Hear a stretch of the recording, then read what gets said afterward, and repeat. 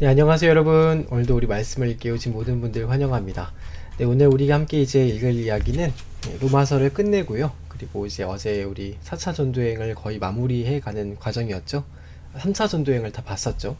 그래서 이제 오늘은 3차 전도여행을 끝내고 바울이 예루살렘으로 갔을 때 있었던 이야기부터 로마를 방문하는 데까지 이르는 이야기입니다. 그래서 그 이야기를 우리는 4차 전도여행이라고 하는데, 사실은 4차 전도 여행이라기보다는 바울이 로마로 포로는 아니고 우리가 로마로 죄인의 신분으로 압송되어져 가는 그 과정, 그 길의 여정이라고 볼 수 있겠습니다. 그래서 우리 3차 전도 여행의 이야기를 끝내고 4차 전도 여행으로 이어져서 가는 과정을 좀 말씀을 드릴 텐데요. 이제 고린도 사역을 마무리하고 바울이 이렇게 흰색의 이 하늘색 이 부위로 해서 에베소의 밑에 있는 밀레토스까지 왔다가 여기서 에베소 교회에 있는 장로님들과 작별 인사를 하고 다시 예루살렘으로 돌아가는 장면을 어제 말씀을 드렸습니다. 그래서 이 드로아에서 7일 동안 집회를 하기도 하고, 또 고린도에서 바울을 해하려고 하는 사람들을 피해서 위로 올라가다가 빌립보에서 무교절을 보내기도 했던 그런 이야기들이 기록이 되어 있었죠. 그래서 이제 에베소 밑에 밀레토스 사람들과 마지막으로 인사를 나눌 때 바울이 다시 에베소나 여기 밀레토스 이런 아시아의 사람들을 다시 만나지 못할 거다라는 막연한 생각이 있었던 겁니다. 왜냐면은 이제 곧 있으면은 로마로 갔다가 스페인까지 가야 되니까요. 그때쯤 되면은 땅끝까지 복음이 증거되니까 예수님 다시 오시지 않겠느냐 이런 생각이 있었다고 말씀을 드렸죠. 그래서 여기서 마지막으로 에베소에서 훈련을 받았던 그런 장로님들 또 많은 제자들 함께 모여서 작별 인사를 나누면서 눈물의 환송식을 한 거예요. 그래서 흉악한 이리가 내가 떠나면은 이제 들어올 텐데, 이 교회를 해치려고 하는 무리들이 아무리 들어온다 하더라도 그들을 용납하지 말고 또 뱀처럼 늘 지혜롭게 자기 자신과 양떼를 범사에 조심하면서 돌보라, 이런 권면을 하는 겁니다. 그래서 헤어질 때 이 땅에서는 다시는 우리 못 만나지 않겠는가 이제 이런 얘기를 하니까 사람들이 막 이렇게 울면서 통곡을 하고 끌어안고 막 무릎을 꿇고 기도하고 이런 일이 있었다는 거죠. 그래서 이 일이 있은 이후에 바울이 에베소와 작별을 하고, 그리고 고스, 이제 성임이죠, 섬. 에베소에서 바로 이 가이사라를 거쳐서 예루살렘까지 가는데, 고스, 로도, 가다라 이런 지역들을 거칩니다.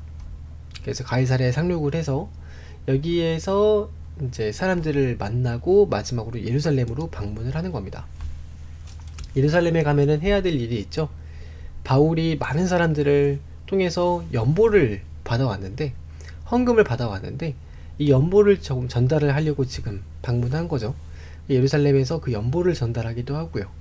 또 그동안 있었던 선교의 이 많은 이야기들을 보고 선교 보고를 하기도 합니다. 근데 이제 중요한 게 한 가지 걱정이 되는 게 있어요. 그게 뭐냐면, 바울 사도가 지금까지 아시아 지역과 또 이 마케도니아, 아카야 지역을 다니면서 복음을 전했는데, 대부분 복음을 전했던 지역이 유대인들의 회당이 있는 곳입니다. 유대인 회당. 그러니까 그 디아스포라로 흩어져 있던 세계의 많은 유대인들이 지금 유월절을 지키기 위해서 예루살렘에 모여있는 그런 중이었어요. 근데 그 사람들이 각지에서 있었던 그 바울의 이야기들을 다 전해 들은 거죠. 그 어떤 사람들 중에서는 바울이 복음을 전할 때 유대교의 율법보다도 믿음으로써 구원을 받는다 라고 하는 이 이야기를 너무 많이 전했더니 그걸 시기하고 질투하는 사람들이 굉장히 많았습니다. 그래서 이 예루살렘 교회의 장로님 중에서 야고보라고 하는 장로님이, 예수님의 동생이죠, 야고보라고 하는 그 장로님이 바울에게, 바울 선생님, 그렇지 않아도 당신이 온 세상을 다니면서 유대인들을 선동해서 우리의 율법을 변개하게 해서 유대인들을 곤란하게 한다, 이런 부정적인 소문이 참 많이 나 있습니다. 그래서 당신이 지금 이렇게 예루살렘에 온 게 입장이 참 곤란하게 됐어요. 그러니까 이걸 좀 우리가 해결해야겠다는 겁니다. 그래서 바울에게 부탁을 하나를 하는데, 지금 예루살렘에 여기에는 이 율법을 따라서 하나님께 자신을 드리기로 서원했던 사람들이 있어요. 이제 이 나실인처럼 자기를 드리기로 서원했던 사람들이 있는데, 서원을 할 때 자기를 드릴 때 예식을 치릅니다. 예식. 근데 예식을 치르는데 몸을 다 정결하게 하고 털을 다 밀고 막 이런 결례를 예식을 행하거든요. 근데 또 그 예식을 치를 때 비용이 들어요.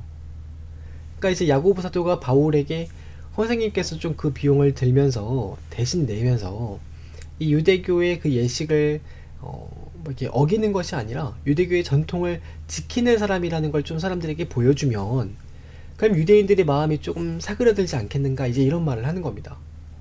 근데 여러분, 그렇게 말을 하는 것이 예루살렘 교회 안에서도요, 예수님을 믿는다고 하는 사람들 중에서 율법을 중요하게 생각을 해서 바울을 싫어하는 사람이 굉장히 많았어요.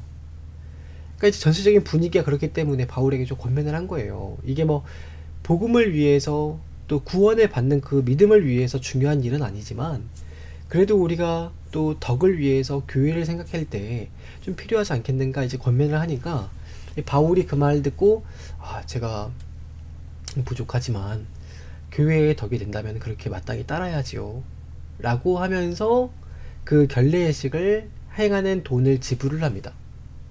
근데 바울이 이렇게 했음에도 불구하고 여전히 바울을 시기하고 질투하고 싫어했던 사람들, 뿐만 아니라 바울의 율법이 아니고 믿음으로써 구원을 받는다고 하는 그 복음의 이야기를 여전히 받아들이지 못하는 사람들이 바울이 성전에 갈 때 바울을 붙잡아 버려요. 그래서 체포를 해서 두들기고 때리고 막 그 재판장에 세웁니다. 그래서 바울이 이렇게 이 예루살렘 안에서 소요가 일어나고 바울로 인해서 사람들이 막 소란이 일어나니까 그 이야기를 누군가 들었냐면은 로마에 있는 그 병사들, 로마에 있는 1000명의 부하들을 거느리는 천부장이 그 이야기를 들었어요. 그래서 백부장에게 그 이야기가 전해지고 천부장에게 그 얘기가 전해져서 나중에는 바울에 대해서 좀 들었는데 바울이 글쎄 로마 시민이라는 거예요. 그래서 이대로 죽으면은 이게 좀 문제가 생기잖아요. 로마 시민인데 속국인 유대인들에 의해서 맞아서 죽었다. 그러면 문제가 생기니까 이 바울이 죽지 않게 하고자 천부장이 사람들을 보냅니다. 그래서 딱 지키게 해서 잘 바울을 이제 안전한 곳에 수감을 해놓고 이 재판을 받아서 정식적인 재판 절차에 따라서 바울을 치리하겠다. 그래서 바울이 앞으로 어떻게 해야 될지를 재판을 하겠다, 이렇게 딱 결정을 내린 거죠. 근데 이제 그걸 못마땅하게 여긴 사람들이 결사부대를 꾸며가지고요, 바울을 죽이기 전까지는 먹지도 않고 마시지도 않겠다 결단을 한 사람들이 있었는데 무려 그 사람들의 수가 40명이나 됐어요. 40명. 그래서 천부장이 아이고 예루살렘에서 이러면 안 되겠다 해가지고 예루살렘에 있는 바울을 저기 가이사랴라고 하는 로마의 총독이 있는, 그래서 그 당시에 헤롯 왕궁과 또 이 시리아 수리아 지역의 총독이 머물고 있는 이 가이사랴까지 보내려고 계획을 품습니다. 근데 그때 이제 40명 되는 그 결사 부대는 바울을 어떻게든 죽이려고 하니까 그 정보가 또 천부장에게 들어가요. 그 천부장이 이거 이렇게 가다가는 위험하니까 바울 한 사람을 이송하기 위해서 저 가이사랴까지 보내기 위해서 보병 200명, 창을 드는 사람 200명, 기마병 70명 해서 470명을 준비해서 밤, 사람들이 모르는 시간에 3시경, 밤 3경쯤에 가이사랴로 바울을 이송을 합니다. 그래서 여러분 안전하게 오히려 또 갔어요. 그러니까 바울이 로마 시민권자였기 때문에 나중에 바울이 그때 만났던 많은 사람들이 있었는데 베스도, 벨릭스, 이 총독들이죠. 총독들. 로마의 총독들 앞에서도 자기를 변호하고요. 또 드루실라, 베니게, 아그리빠 이런 사람들 앞에서도 그 엄청 고위 관직에 있는 그런 사람들까지도 다 재판을 하는데 바울이 재판을 하는 게 아니라요. 거기서도 재판을 하는 것처럼 얘기를 하면서 본인이 왜 잡혀왔는지 그런 이야기를 하면서 예수님을 전합니다. 예수님. 그래서 그 기간이 무려 이 가이사랴에서 2년이나 되는 시간 동안 재판을 받아요. 그래서 그때 헤롯 왕궁에 있는 헤롯이라고 하는 그 당시 유대인을 치리하는, 통치하는 그런 사람이죠. 그 왕에게도 가서 재판을 또 받고, 비록 죄수 신분이지만 로마 시민권자였기 때문에 특별 대우를 받아가면서 그렇게 많은 사람들에게 바울이 가지고 있던 예수 그리스도에 대한 복음을 전한 겁니다. 근데 그때 이제 유대교의 대제사장이었던 아나니아 이런 사람들이 가만히 있지 않았겠죠. 그 사람들도 와가지고 이 바울을 신문을 막 하는 거예요. 신문도 하고 재판장 앞에 서가지고 고소하고 고발하기도 하고 애를 먹입니다. 근데 바울이 누구예요? 바울이 바로 로마 법도 훤히 꿰고 있고 유대교 전통도 알고 있고 법도 다 알고 있는 그런 분이기 때문에 바울은 자기를 변호하기 위해서 무슨 변호사를 고용하지 않습니다. 오히려 바울은 자기 스스로의 모든 변호를 스스로 다 해버려요. 그래가지고 이제 바울이 변호를 하면서 자기를 변증을 다 하니까 나중에는 사람들이 그런 얘기까지 해요. 이 바울이 만약에 로마의 황제에게 가서 재판을 받겠다는 말을 안 했으면은 풀어주었어도 될 뻔했다. 이런 말까지 나오게 됩니다. 근데 이제 바울은 생각을 해보면 여기서 만약에 풀려나면은 바울을 해치려고 하는 사람이 굉장히 많잖아요. 그러니까 위험하기도 하고 또 로마까지 가야 되는데 이 죄수 신분으로 이동을 하면은 자기 돈도 안 들이고 또 로마 군사들의 이런 호의를 받으면서 이동할 수 있잖아요. 그러니까 풀려날 생각이 전혀 없어요, 바울은. 그래서 여기서 보낸 시간이 무려 2년인데 이 2년의 기간 동안 또 자유로웠던 분이 계시는데 그분이 바로 누가 선생님입니다. 누가 선생님. 이 누가 선생님은 바울이 가이사랴에 갇혀있는 2년 동안 조금 자유로운 신분이 돼가지고요. 그때까지 바울이 누가에게 전해줬던 그 예수 그리스도에 대한 복음, 예수님에 대한 그 이야기들, 그런 것들을 다 직접 보고 경험해보고 이야기를 들을 기회를 가져요. 그래서 이스라엘 다 돌아다니면서 인터뷰를 하기도 하고 예수님의 어머니를 만나보기도 하고 세례 요한의 어머니를 만나보기도 하고 그래서 그 예수님 탄생하실 때 이야기를 듣기도 하고 그래서 여러분 누가복음에 다른 기자들이 기록하지 않은 이야기가 그렇게 많았던 겁니다. 그렇게 2년을 보낸 거죠. 또 바울은 이 가이사랴에서 특별 대우를 받으면서 바울 그 1차, 2차, 3차 선교 여행 때 굉장히 고생 많았잖아요. 그 지쳐있는 심신을 하나님께서 특별 배려를 하셔서 가이사랴의 그 별궁에서 장기 휴가를 사실을 보내는 거예요. 죄수 신분이기는 했지만 로마 시민권자이기 때문에 함부로 하지 못합니다. 그래서 그렇게 2년을 보내고 드디어 바울이 로마 황제에게 가서 재판을 받는 일정이 정해졌습니다. 그래서 배를 타고 여기서 이제 마지막으로 로마로 가는 이 길이 우리 성경이 기록되어 있는 사도행전의 바울의 마지막 전도여행이 되겠죠. 그걸 바로 우리는 4차 전도여행이라고 부릅니다. 근데 4차 전도여행이지만 사실상 로마로 죄수 신분으로 압송되어져 가는 거죠. 이송되는 겁니다.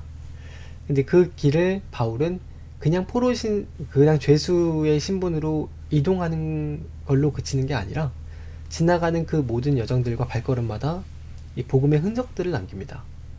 그래서 그 이동하는 경로에 대해서 잠깐 말씀을 드리고 오늘은 마치려고 하는데 보시면은 이 가이사랴까지 갔다가 아드라무테노라고 하는 여기 배를 타러 가요. 그래서 가이사랴까지 바로 로마로 가는 배가 없었기 때문에 에베소가 큰 도시라고 했잖아요. 에베소까지 갔다가 여기에서 이 지중해를 건너는 큰 배를 갈아타는 겁니다.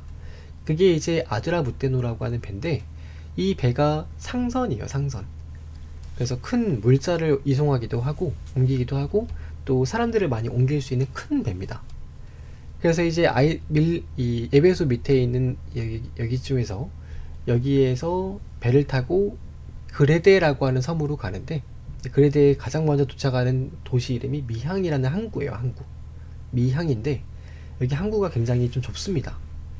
그러니까 선원들이나 이 병사들이 항구가 좁으니까 술을 마실 수 있는 술집도 없고 뭐 여가 활동을 보낼 수 있는 곳도 없다 해가지고요.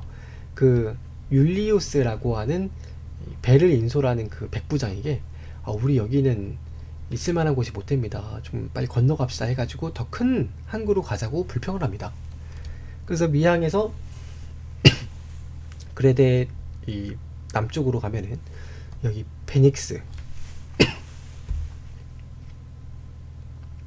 베닉스라고 하는 큰 항구가 있는데 거기까지 좀 이동하자 이렇게 하는 거죠. 그래서 배를 타고 딱 나오는데 바울은 가지 말자. 바람이 아무래도 심상치 않다 하는데 괜찮다고 막 선원들이 우겨가지고 출발을 해요. 출발을 하는데 처음에 나올 때는 막 바람 부니까 배가 신나게 가니까 막 신나합니다. 근데 베닉스는커녕 이 그레데 절반쯤 왔을 때 갑자기 배가 유라글라라고 하는 동풍을 만나요. 근데 그냥 동풍이 아니라 대풍입니다. 대풍. 그래서 엄청난 그 바람. 그래서 이게 지금 그 당시에 배는 이렇게 생겼어요. 이게 지금 돛을 단 배잖아요. 그리고 뭐 엔진이 있는 게 아니라 노를 젓고 돛을 단 배입니다. 그 바람이 너무 세찬 바람이 부니까 여기 원래 베닉스까지 가려고 했던 배가 이 14일 동안 바람에 떠밀려 가지고 이렇게 막 왔다 갔다 왔다 갔다 이 지중해 바다를 막 헤매기 시작한 거예요. 얼마나 헤맸는지 막 그 사람들이 배 위에서 배 멀미를 하고 막 토하고 나중에는 물이 막 배 안에 들어오니까 사람들이 야 우리가 생명이 먼저다 하면서 싣고 왔던 그 모든 화물들을 바다에 던지고 막 그것도 안 돼가지고 막 사람들이 뒹굴뒹굴 대굴대굴 저리 뒤집혀지고 저리 뒤집혀지고 무려 14일 동안 그렇게 막 정신없이 제정신을 못 차립니다. 그 사람들이 그래서 온갖 신들을 막 다 불러놓고 막 자기 신들에게 막 기도하고 난리가 났죠. 거기에서 유일하게 딱 한 사람만 그 상황 속에 휘말리지 않고 담대하게 혼이 빠지지 않는 사람이 딱 한 명 있었는데요. 누구냐면 바울입니다. 바울. 왜냐면 바울에게 하나님이 꿈에 나타나셔가지고 환상을 보여줬어요. 나타났을 때 무슨 말씀을 하셨느냐면 바울 내가 가이사 앞에 가서 내 일을 증거할 것이다.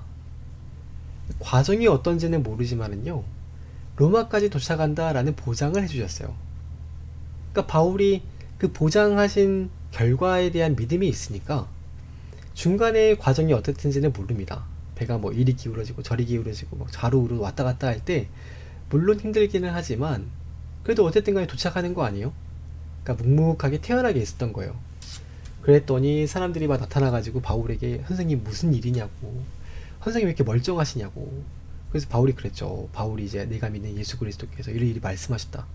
그래가지고 그때부터 사람들이 다 바울의 입만 보고 있는 겁니다. 이제 입만. 선장을 보는 게 아니라 이 바울이 너무 의연하게 태연하게 있으니까 그분을 신뢰도가 높아져가지고 바울이 얘기하는 걸 다 막 들어줘요. 바울이 막 비싼 물건 그런 거 지금 배가 무거우니까 바다에 던집시다 하면 다 던져버리고, 음식을 먹을 때쯤 됐을 때 이제 좀 우리가 음식을 먹을 때가 된 것 같습니다. 먹읍시다. 그럼 다 와서 밥을 먹고 막 다 그럽니다. 그래서 바울의 말을 들으면서 배가 막 풍랑을 만나가지고 왔다 갔다 하는데 여기쯤 왔을 때 배가 좀 따뜻한 그런, 그래서 온화한 그런 바람을 맞이해가지고 이쯤 왔을 때 배가 좀 잔잔해져요. 그래서 바울이 그러는 거죠. 곧 있으면 육지에 도착합니다. 육지. 그러니까 다 이제 먹고 조금 기운을 차립시다 해가지고 도착하는 도시가 바로 멜리데라고 하는 성인 겁니다. 멜리데. 여기가 바로 멜리데죠. 근데 멜리데에 딱 도착할 때쯤 되니까 배가 이제 얕은 곳에 가잖아요. 잘 도착을 해야 되는데 그동안 너무 시달려가지고 배가 암초를 만나서 그냥 부서져 버렸어요. 풍비박산이 나버렸습니다. 근데 그때 배에 타고 있던 사람이 276명이었는데 276명 중에서 한 명도 그 멜리데 섬에 도착했을 때 잃어버린 사람이 한 명도 없고 죽은 사람이 한 명도 없습니다. 다 무사하게 도착을 했어요. 그래서 여러분이 멜리데에 도착할 때가 날씨가 제법 좀 추운 그 초겨울 날씨였어요. 좀 추웠는데 물에 있을 때는 좀 괜찮았는데 물 밖으로 나오니까 몸이 젖어 있잖아요, 옷이. 그러니까 사람들이 추우니까 불을 좀 떼자 해가지고 마른 나무들을 막 가져와서 불을 때운 겁니다. 바울이 또 좀 부지런해요. 그 바울이 제수 신분인데도 나무를 주우러 가겠다고 숲에 들어가서 나무를 주워서 왔어요. 근데 나무를 딱 한 줌 지고 와서 불 위에다가 딱 올려놓는데 그 보니까 바울 손에 뱀이 와가지고 겨울잠을 자고 있던 뱀이 와서 바울을 물어버린 겁니다. 근데 그 뱀이 멜리데 사람들이 보기에는 독사예요, 독사. 그러니까 물으면은 반드시 죽는다고 하는 그런 뱀인데 바울이 뱀이 물렸는데도 붙지도 않고요, 죽지도 않아요. 그래서 그 일이 너무 놀라워가지고 그 멜리데 사람들이 야, 이 바울이 신인가 보다, 신. 어떻게 이런 사람이 있을 수 있느냐 해가지고 또 다 바울이 와서 하는 이야기를 다 듣습니다. 그래서 바울이 여기 멜리데 섬에서 약 3개월 정도를 머무는데요. 3개월 동안 바울이 집회를 해가지고 멜리데 섬에 있는 사람들의 병자를 다 낫게 해주고 귀신을 쫓아내주고 하나님 말씀을 전하고 막 이런 일들이 막 일어나니까 이 섬에 있는 사람들이 다 복음화가 돼버렸어요. 뿐만 아니라 아까 배에 같이 타고 왔던 276명도 바울의 그 함께 있을 때 비범했던 이야기를 다 보고 또 바울이 했던 이야기를 들으면서 이 사람들도 성도가 됐습니다. 신자가. 하나님께서 14일 동안 배를 막 흔들흔들 하면서 뭐 하신 거냐, 사람들이 이렇게 혼을 쏙 빼가지고 바울의 입만 쳐다보게 하셔서 복음을 들을 수 있는 준비를 시키신 겁니다. 그래서 이제 멜리데에서의 그 3개월 정도의 복음 집회 다 마친 거죠. 이 사람들이 멜리데에 있다가 나중에 3개월 뒤에는 배가 또 마련되어서 멜리데를 떠나서 여기 로마로, 그래서 레기온을 들렸다가 3관을 들리고 로마까지 들어가는 그 마지막 코스를 들어가게 되는 겁니다. 근데 이제 로마까지 갔는데요, 여기 이제 그 같이 왔던 백부장 율리우스가 깜짝 놀랐어요. 왜냐면은 바울이 로마에 도착했는데 많은 사람들이 바울을 맞으려고 나와서 피켓 들고 꽃다발 들고 막 바울을 맞이하는 거예요. 그러니까 바울이 죄수인데도 무슨 개선장군처럼 이렇게 로마에서 환영을 하니까 이게 무슨 일인가, 적지 않은 충격을 받습니다. 이 바울이 또 여러분 같이 이동하면서 봤던 그런 바울의 성품이 있잖아요. 배가 요동칠 때도 태연하게 있었던 모습이랑 섬에서 그렇게 사람들에게 선한 또 복음을 전했던 그런 일들이나 또 병자를 고치는 여러 가지 일들을 볼 때 율리우스도 생각을 한 거죠. 백부장이 이 바울은 죄수가 아무래도 아닌 것 같다. 그래서 바울을 로마의 재판을 받기 전까지 원래는 감옥에 가둬야 되는데 감옥에 가두지 않고 특별한 배려를 합니다. 그래서 자기 셋집에서 오는 사람들을 다 영접할 수 있도록 집에 가택연금 신분으로 2년을 보내게 해요. 집한 전까지. 그래서 자기 집에서 월 집을 하나 내가지고요, 거기에서 자기에게 오는 모든 사람들을 받을 수 있도록 바울에게 배려를 하고, 바울은 거기에서 성경을 가르치고 자기에게 오는 사람들에게 다 거침없이 복음을 전합니다. 그래서 거기에서 2년을 보냈더라 라고 하면서 사도행전이 딱 끝이 나요. 그래서 이 사람들이 얘기를 하는 거죠. 사도행전을 누가가 기록을 했는데 여기에서 기록을 하지 않았을까? 왜냐면은 여기까지만 기록이 있으니까요. 바울이 죽은 기록이 없잖아요. 누가복음과 사도행전을 여기에서 기록을 하지 않았을까? 많이들 그렇게 생각을 하십니다. 또 하나는 여러분 그 유명한 에베소서, 빌립보서, 골로새서, 빌레몬서, 이걸 우리가 이제 옥중서신 4편지다, 감옥에서 쓴 편지 4개다 라고 하는데 그 편지를 여러분 이 시기에 기록을 한 겁니다. 그러니까 여기가 사실은 감옥이 아니라 성서공회 같은 거죠. 성서공회. 바울이 2년 동안 그 집에 머물면서 마지막 전도를 한 겁니다. 마지막 전도여행. 사실은 감옥이 아니고 가택연금 상태로 밖에 나가지만 못할 뿐이지 복음을 전하기 더없이 좋은 환경을 하나님께서 마련해 주셨던 거죠. 그래서 여기서 이제 여러분 기록했던 편지가 에베소서, 골로새서, 빌레몬서, 빌립보서고, 사도행전은 여기까지 딱 끝납니다. 그래서 이제 마치 이후에 이 글을 읽는 사람들에게 이후에 이 복음의 또 제자의 선교의 삶은 우리 이 글을 읽는 사람들이 살아야 된다 라는 무언의 그 암시를 주는 그런 느낌으로 딱 책이 끝나게 되죠. 그 사도행전은 여러분 이렇게 딱 마무리하면 됩니다.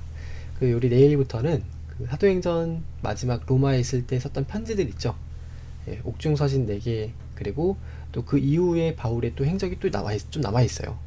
그 이야기도 조금 말씀을 드리고 우리 그렇게 하면 신약성이 끝나겠죠. 좀 정리를 하도록 하겠습니다.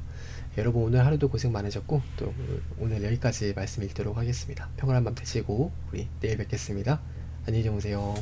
안녕.